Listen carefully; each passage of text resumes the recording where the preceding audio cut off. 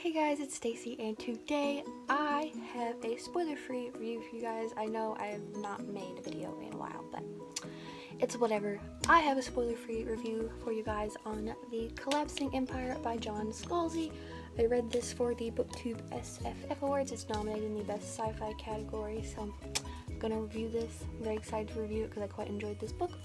So this is a sci-fi book set in space. Obviously, we follow three characters: a scientist, an emperor, and a starship captain. And it starts with the emperor, whatever, and she is just now becoming the emperor, and she's learning the ways of this thing. And we follow the starship captain on a planet very far away from where the other one is, and all of these POVs that we follow, they take place separately until the end and they come together. But there's this thing called the flow. It is how these planets communicate with each other and stay connected, and something's happening to the flow. It's separating, possibly dissolving, and the flow is supposed to be eternal, but it is moving, and once it moves, it's going to separate the planets where they no longer have connection.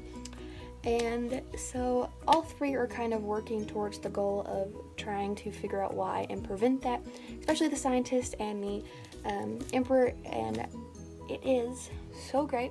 One thing I love about this, the POVs, the author put the same amount of effort in each POV, because sometimes I feel like with multiple POVs you get one is outshining the others, and that's something I don't like about multiple perspective books. That's why I don't normally reach for them first. But this one I really enjoyed. You got each equally, and you didn't prefer, well, I didn't prefer one over the other. I did have a favorite character out of the POVs, and that was the starship captain. She is one of the biggest assholes I have ever read from in my entire life, and I loved every second of it. This author did a great job of making unlikable characters, but you can't help but like them. And then it's just, these characters are great. They were so well developed. The world was really well developed. I don't usually like sci-fi because I find it kind of boring and hard to understand and slow and very info dumpy, but I didn't feel that way about this book.